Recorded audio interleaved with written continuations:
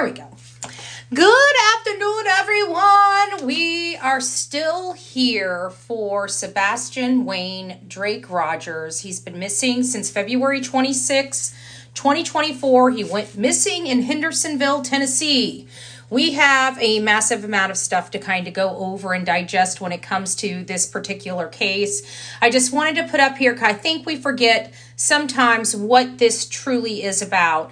This boy is 15 years old. He's a male. He's a white male. He has brown hair, brown eyes. He's 5'5", 120 pounds. And what is really interesting about this is, although his mom and stepfather allege that he walked right out of his house between the early morning hours of midnight and 6 a.m. on February 26, I find it quite odd that he has an endangered missing child that was issued on him at 12:17 on February 26, indicating they sniffed around that there was foul play.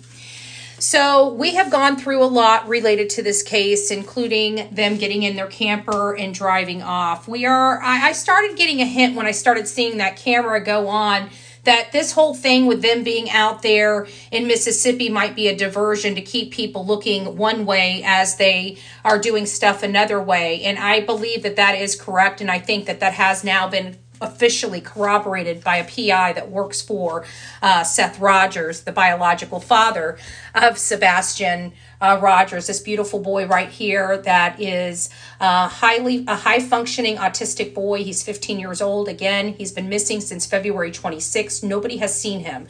We've had a few old released video audios about things that were going on early on in the investigation. I just want to confirm with everybody, even though those are just newly released, those happened a significant time ago, and all of those leads have been investigated and didn't either hold water or anything like that. So I wanted to go over that. We all know that Chris Proudfoot has marks. Let me see if I can put this on a different effect. Give me just a second. I think this might work out a little better for you guys, because you can't hardly see. I don't know what it is about this particular case, but whenever I put Christopher Proudfoot's arms up there, this is the only way I can move out of the way where you guys can see the extent of those arm injuries. Now, what is so significant about this is it doesn't appear that these right here are really too awful bad, right? But they are, because you got to remember, these are at least 8 days old. And if you know anything about body healing, if those were not in depth or, really bad scratches or abrasions or, punctures or whatever they may be, it takes about, put it like this, you heal, you go to a doctor and get stitched up, you're healed in 10 days. These are 8 days old, 8-day-old injuries, and they're still on his body. So we have to look at that. That to me is problematic. I'm sorry, it just is. So it's just, we got to look at those things. Now, there's some new stuff coming out right now. One thing I want to, let me get off of this particular effect real quick. Hold on a second, because I don't want that on there. There we go. Why isn't it taking? There we go. It's not doing it. I don't know why. Huh. Let's try it again. There we go. So this is the sheriff right here. This is the sheriff of Sumner County. And when this was done, this was an interview he did. At the time, the parents were being ultra cooperative.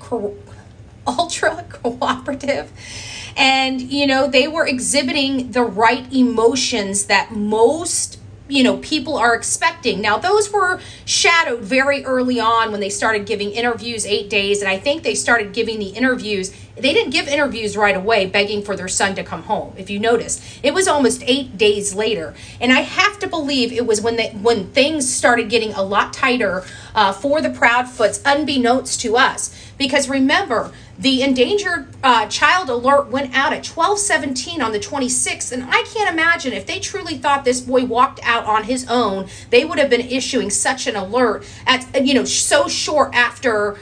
It was less than 6 hours after they got on scene. Less than 6 hours after they got on scene. And then the very next day, something else must have come back, because the very next day they upgrade this to an Amber Alert, which requires almost an abductive type of situation, which there were dogs that went over to the construction site and then the scent just disappeared, which is a great indicator that he was loaded into a vehicle and taken away, either willingly or unwillingly, okay?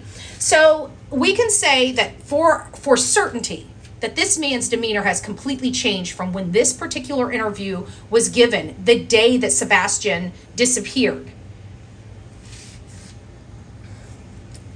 People have been asking about the Amber Alerts. So let's just talk about this real quick. Let me turn it this way. Let's see if we can do it that way. There it is.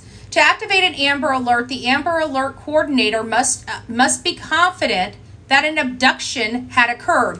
A lot of these law enforcement agencies, they give you word salad of, well, we don't have any proof that an abduction didn't occur. But if that was really the standard, then every child would be on the Amber Alert, defeating the purpose of having that extra layer of, you see what I'm saying? So something here triggered this Amber Alert. So I have to believe that early on, because this Amber Alert was triggered on February 27th.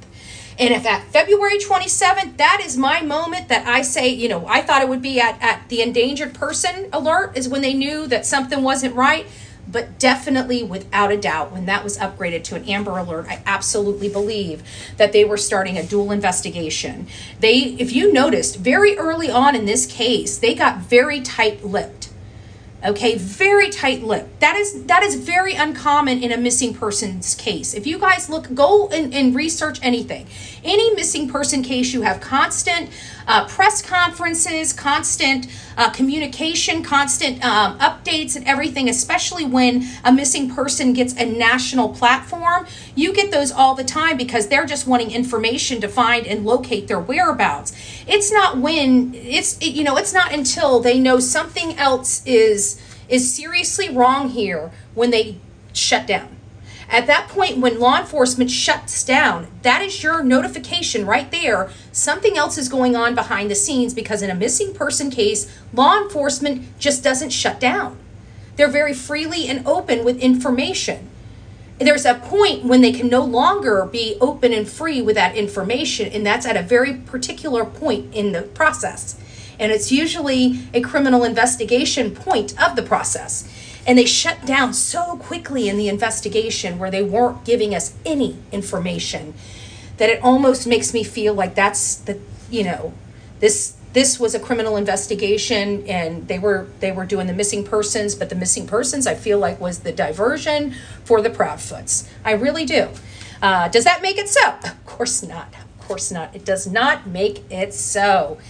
Here is another one. If I could read this, if I could get this thing bigger, I could, but this is just talking about the investigators. There's something that's going on, and this right here is a notification, it wouldn't scrunch up, that the investigators are wanting to research around Sebastian's home. But if you read above, it says private investigators. So I have a funny feeling these investigators that they're talking about here in this post, if you have seen it, I believe they're talking about the PIs wanting to do additional searching in that area.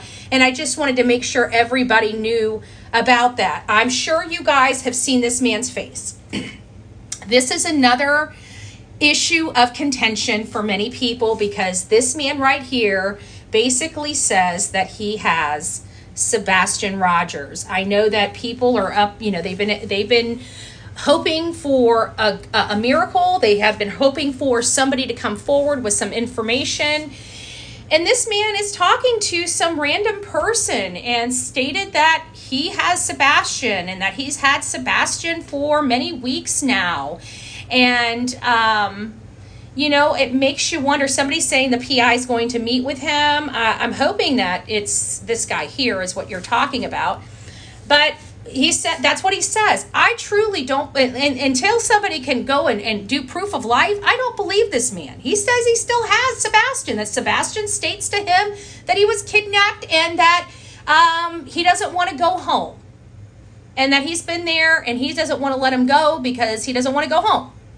So I don't know what to take of this. I have to think that this would not be how you tell the world this. I would think that if he found a strange boy walking up and down a road, the next thing he would do is pick up the phone and call the local sheriff's department and say, hey, I found this boy walking down the road. It's not like a stray cat, dude. So I don't know why you wanted to bring him home and feed him and, whatever.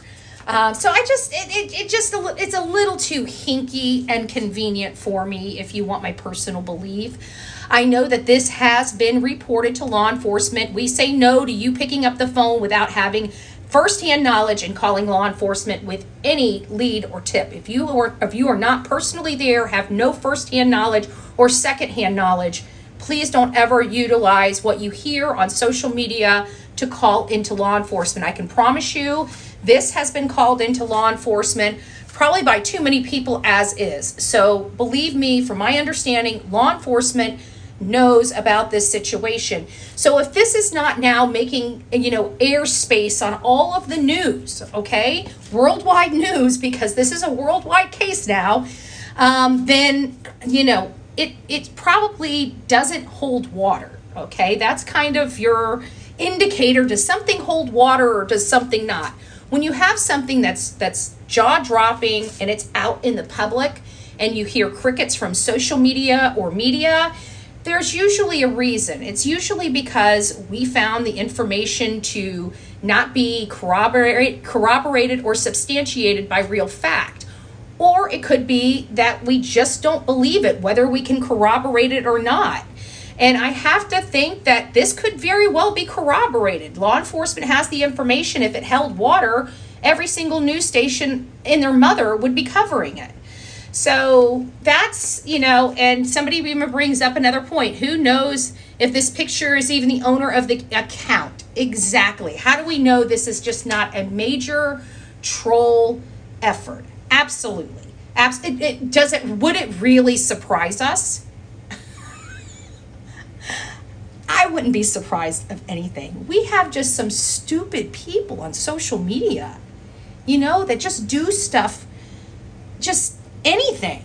It's kind of sick because the only person being injured by all of this nonsense is truly the victim. And so if you ever see any type of creator and engaging in this type of stuff where they're manipulating, unsubscribe from them, because if you truly care about these victims and cases, you would never support something like that, because the only people it hurts are the victims, in my opinion. You may have a different opinion, but that's my opinion. Has anyone done reverse imaging on the search? To be honest with you, I know everybody thinks I'm like this major tech geek. I'm not. I just search a lot. So I really don't I'm lucky that I run TikTok, to be honest with you, and I do it so well. What can I say? But this is about as best it's going to get for you folks, okay? Learning how to do these reverse imaging search. You know what? You teach me something once or twice, I will catch on. You'll never have to teach me again. That's the way my brain works. It's amazing. But if I have to go research and try it myself, I'm so busy researching everything else, I don't do it. But I will take time if somebody shows me.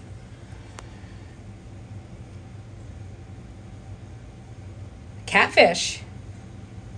Are you call in Deb? He got arrested. I don't know which ones you guys are talking about, so my laugh is contagious. Wait until you get me going. I crack myself up. There's times when I because I have a mod squad and we talk about cases and stuff like that. And when it gets really late at night, we get almost delusional. Everything's funny to us. We don't even talk about the cases anymore. Now we're talking about, the birds and the weather and God knows what. I really don't know. We play basketball on a game just to make us laugh, right? And I got to tell you, I go back to some of my voice comments in there and I start cracking myself up because it's funny. Stop. You guys are going to make me laugh. I need to be professional here. We're talking about a case. Jeez. Actually, I think I'm pretty much done. I think that really is about the gist of everything that I have. And I wanted to put this up here. Oh, it did go in great. Look at that. I wanted to put this up here because this is one of the issues that I think we kind of resolved early on in this case. But I know everything always sometimes starts spinning back around, you know, where they start looking into another avenue. And one of those avenues I've been hearing recently is the possibility of him being bullied in school. It sounds to me like everybody was very protective of him. It sounds like he didn't really have a whole lot of, you know, extra influences from the other students and stuff. It sounds like, you know, everybody was very nice and cordial, and he has, look at his teachers. They look like they really super care and they like him. And he looks so happy, so very happy. So it just really makes you, you know, kind of eliminate that possibility, because there's no evidence to support that anybody was bullying him or anybody at his school wanted to cause him harm. As a matter of fact, we haven't really found anybody that's had a problem with Sebastian at all. The only person that seemed to have the most contention with this boy was Christopher Proudfoot. If you want my truth, I mean, he's the one that thought he was a pervert. He's the one that thought Sebastian was going to S.A. Faith. He was the one that approached Seth to take his son because he couldn't handle him anymore. And it was causing problems in their marriage. To me, I can't find one person with motive to want to hurt this boy, except one. The one person that felt this boy was destroying his ever-loving life and sucking the life out of his life. And the only person that is Christopher Proudfoot. Make that make sense. But hey, I mean, maybe it's possible it could be somebody else. But these are the little things that make me want to lose my mind. And if you notice the shirt, it says silence is an answer to. Silence is an answer to. I have retired that shirt, but that is now the motto of all of my new Bullhorn Betty shirts. So all of my Bullhorn Betty shirts says silence is an answer to Bullhorn Betty. Because I want people to know, if you see something, say something. By you failing to speak up, that is your answer. And I want people to know that. You have a choice. You have a choice each and every day. If you see something, speak it. God bless everybody. Have a great Friday night. Don't do anything Bullhorn Betty wouldn't do. I wouldn't do anything this day and age, but don't do anything Bullhorn Betty wouldn't have done at 21, okay? Keep it clean, folks. Keep it clean. Friday night. If you drink, make sure you have a DD or you got toe to go. Rock it out with your coffee beans out, but be safe.